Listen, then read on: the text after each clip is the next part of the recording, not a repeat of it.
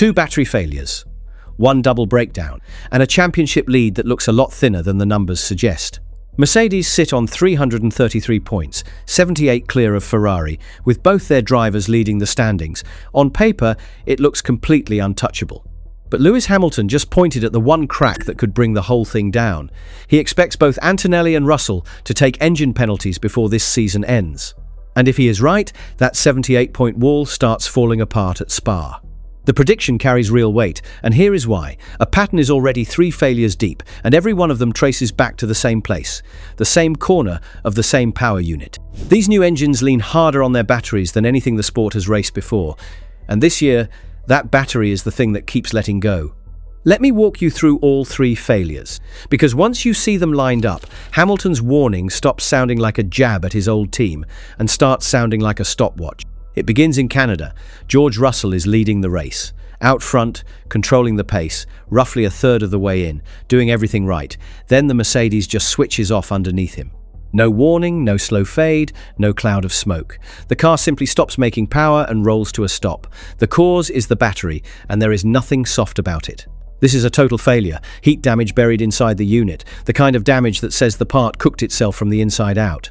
Russell goes from leading a Grand Prix to standing on the grass, arms folded, watching the race he was winning finish without him. And the damage does not end when the car stops. That battery is hurt so badly it has to go back to the factory for a full teardown, a job that takes months, not days. Until anyone can pin down exactly what finished it off, every other battery on the shelf is a suspect. That is the sign of a team that no longer fully trusts its own hardware. When Russell's car quits on him, it costs him far more than a win. It swings the whole title picture, handing his own teammate breathing room that was never earned on track that afternoon. One failure, and the standings tilt. And that swing still shows up in the table today. Russell should be much closer to the top of this championship than he is. Instead, he sits second, a chunk of points behind his own teammate, and a real slice of that gap was handed over the day his battery let go while he was leading. He did not lose those points on merit. He lost them to a part that failed, which is exactly the kind of quiet, invisible damage that reliability problems do. They do not just cost one race. They bend the whole season out of shape, one retirement at a time. From there, the story moves to Barcelona, 4 laps from the end. Kimi Antonelli is running second, a strong result locked in and almost banked, real points about to land. And then his car gives out too. Another retirement, another battery-related shutdown, this time with the flag almost in sight. The win that should have been fought over to the final corner instead falls into the lap of Lewis Hamilton. His first victory in a Ferrari, the moment he had been chasing since the day he made the switch, arrives partly because a Mercedes power unit gives up 4 laps from the end. It is also the win that finally ends the unbeaten run of Sunday's Mercedes had built all season. Hamilton takes the trophy that day. Antonelli takes another, did not finish, and a second Mercedes result quietly vanishes with the finish line almost in sight. And there is no dressing up a result like that. Disappointing barely covers it, and it drags the oldest law in the sport back into the light. To finish first you have to finish.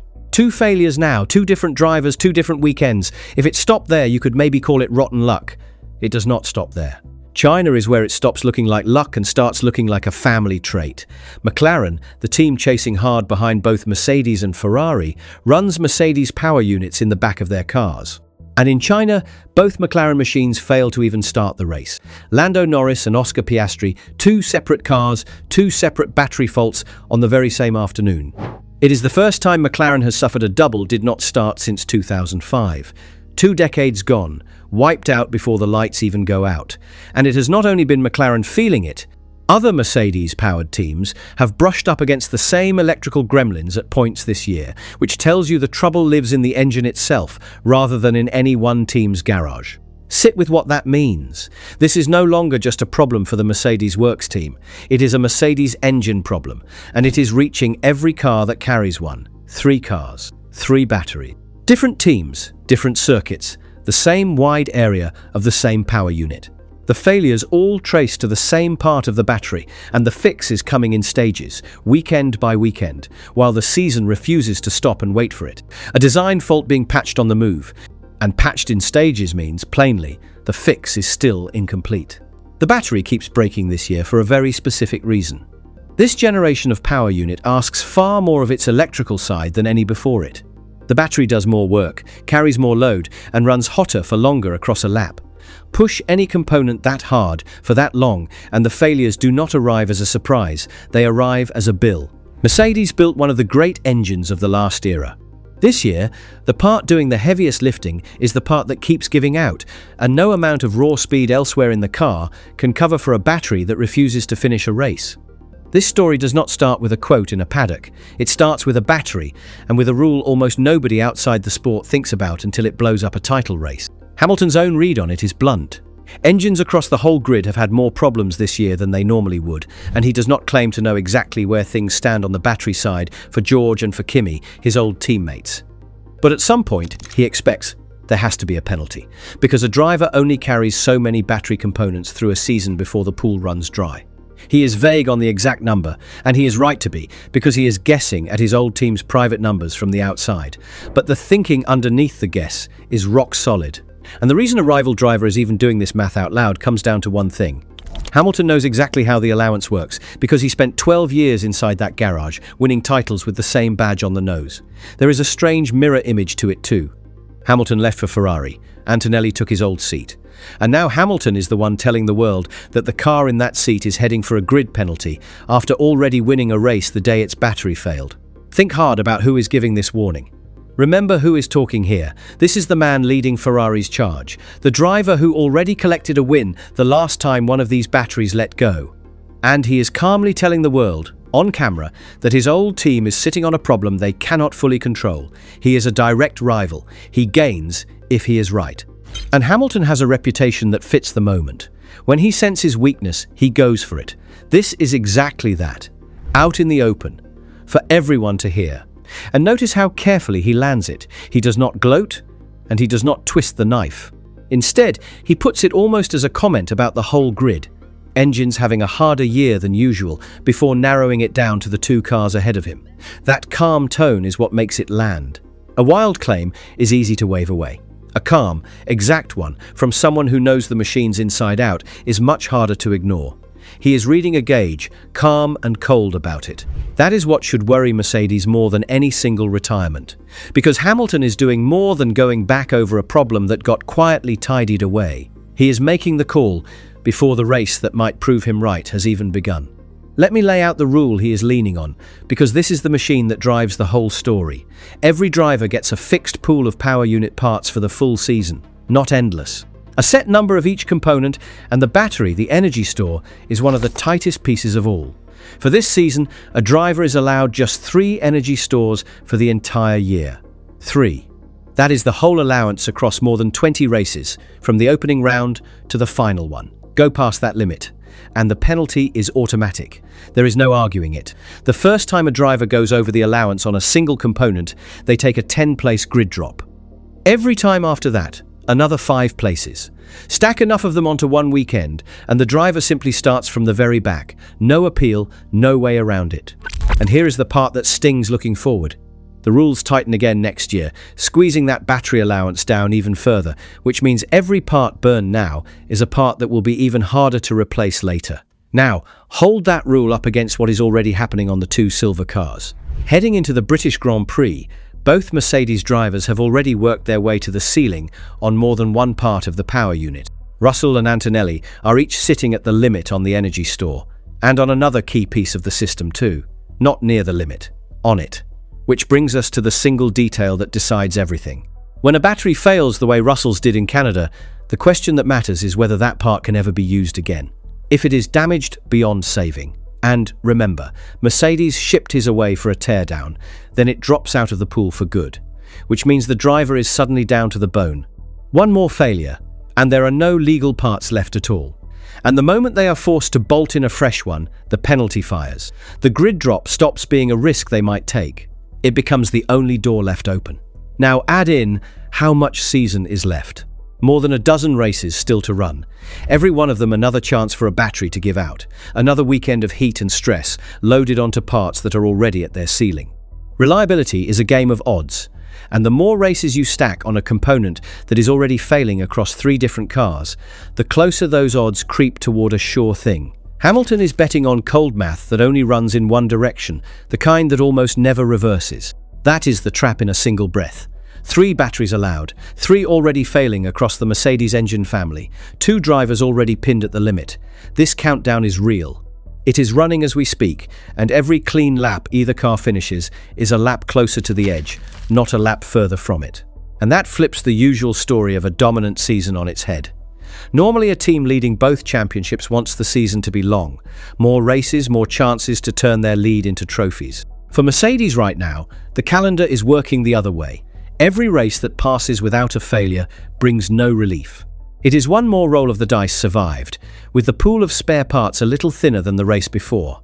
The lead is huge, the room for error underneath it is shrinking, and the man in third place has already told everyone he can see that room running out. If you are getting something out of this breakdown, take 1 second and subscribe, because this is exactly the kind of story that decides a championship weeks before the standings ever catch up to it.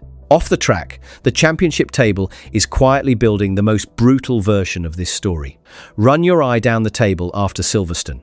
Antonelli leads on 179 points. Russell is second on 154. Hamilton is third on 147, which puts him 32 points off the lead and only 7 behind Russell. Leclerc is fourth on 108. Then a real gap opens up, with Norris on 97, Piastri on 82 and Verstappen down on 76. At the very front, this is a 2-team fight, Mercedes and Ferrari. 4 cars chasing 2 titles. Between them, those 2 battery failures have already cost Mercedes something in the region of 36 points this season. Put those back on the board, and the gap between the 2 title contenders looks very different. Buried in those numbers is a twist. The driver leading the whole championship is Antonelli, the younger of the 2 Mercedes drivers, and one of the men who has already lost a car to a battery this year. Sitting first and second in the world are the 2 drivers most exposed to the exact failure Hamilton is warning about. The lead is real. It is also sitting on top of the fault line. Add the 2 red cars together against the 2 silver ones, and you get the number Hamilton is truly staring at. Mercedes lead the constructors on 333. Ferrari sits second on 255, 78 points between them. On paper, a wall. But grid penalties do not care about walls. Picture a single race where one Mercedes is forced to fit a fresh battery and starts 10 places lower than they qualified. Maybe further back. If it is the second time that year, that is far more than a small dent in a good weekend.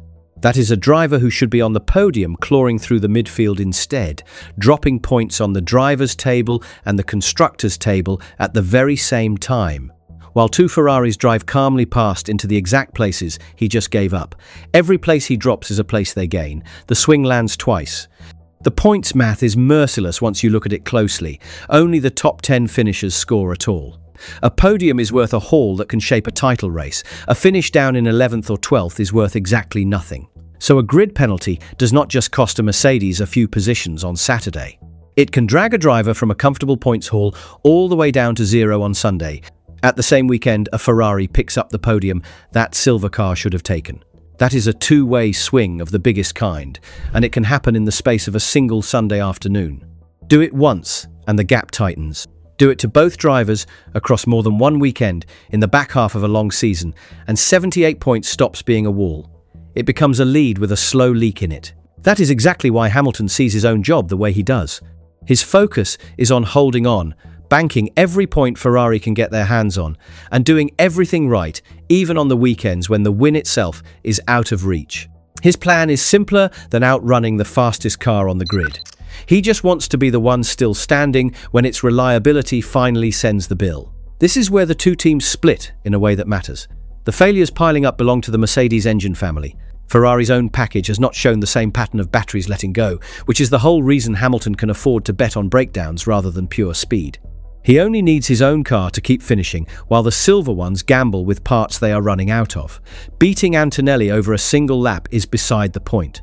In a straight fight on speed, Mercedes probably still win. In a fight of who breaks first, the numbers point the other way. Ferrari are also refusing to sit still on performance while they wait.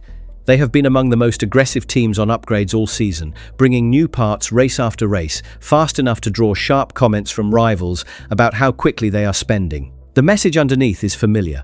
When one team develops in a hurry, the sport calls it genius, and when another does the same, the whispers turn to something less kind. It is a small thing, but it tells you where each garage's head is. One is pushing hard to go faster, the other is fighting fires in its own backyard. Mercedes know it too, and they are not hiding from it. You cannot win a world championship with 3 retirements, and if the failures keep stacking up, the title only stays winnable once the reliability is back under control. This is a team that has, for now, lost its grip on the one thing that used to be its greatest strength. The outfit leading both championships has a bigger threat sitting inside its own cars than anything chasing it from behind. Russell is living the same doubt from the driver's seat. He is still trying to understand this car, and he knows that to fight for a championship, his performances have to improve. He will even agree that the 25-point gap to his own teammate is a fair picture of the season so far. This is a driver sitting second in the world with real questions about what is underneath him. And all of that lines up perfectly with Hamilton's warning. The people inside the fastest car on the grid sound truly uneasy. They are talking like people waiting for the next thing to break. There is one honest flip side to all of this, and it belongs in the story, because the truth matters more than the drama. Nobody has taken a Mercedes power unit penalty yet. As things stand going into Spa, the prediction is still exactly that, a prediction. The parts that failed might turn out to be usable. The pool might stretch further than it looks from the outside. Hamilton is calling the storm, but the first drop of rain has not landed on the grid. One real unknown sits right at the center of it, and the teams themselves are watching it closely. Can those damaged batteries be rebuilt and put back to use, or are they gone for good? That single question decides whether Hamilton's prediction becomes the headline of the season or a quiet footnote nobody remembers. Everything depends on the health of parts that only Mercedes can actually see. Ferrari, for their part, refuse to get ahead of themselves. They will not even say the word championship out loud, treating it as other people's language, and they happily agree that Mercedes still hold a small edge on pure speed. The focus stays locked on the next race in front of them, which is the smart way to play it, when the thing most likely to hand you a title fight is not your own speed at all, but your rival's hardware failing at the worst possible moment. Everything now points toward one place on the calendar: Spa, the Belgian Grand Prix. In the middle of July, the first race after Silverstone and the next real test of whether the batteries can survive a full, punishing weekend. There are still 13 rounds left on the schedule and hundreds of points on the table, which means there is plenty of season left for the failures to bite and plenty of runway for a 78-point gap to shrink into something far more nervous with every passing weekend. The deeper into the year this goes, the thinner the parts pool gets, and the higher the stakes climb on every single component. And 2 whole crowns hang on the answer. The driver's crown that Antonelli and Russell are fighting over, and the constructor's crown that keeps Mercedes ahead of Ferrari on paper. A single wave of penalties in the back half of the season could put both of them back in play at once. There is a way to see it coming before the grid even forms. Every weekend, the sport puts out exactly how many of each power unit part every driver has used. The moment a 4th energy store, or a fresh piece of the control electronics, appears next to Russell's name, or Antonelli's, the penalty is no longer a prediction. It is locked in. That table is the tell. It is where Hamilton's warning either comes true in black and white, or quietly fades. Watch the grid on Saturday. Watch which Mercedes qualifies where, and then watch where they really line up on Sunday morning. Because the first time one of those silver cars starts 10 places below where it earned, Hamilton's prediction stops being a talking point in a paddock and becomes the story of the whole championship. A single grid penalty at the wrong moment could flip both title fights in one afternoon, and everyone in that paddock knows it. The team that looks safest on paper is the one quietly holding its breath. Nobody doubts that Mercedes have the speed to win both titles. The real question is whether they can keep 2 batteries alive long enough to get there, with the one driver most likely to gain from the answer already telling everyone which way he thinks it falls. So keep your eyes on the grid at Spa, subscribe so you are here the moment it happens, and we will find out together whether Lewis Hamilton just called the exact weekend his old team's perfect season started to crack.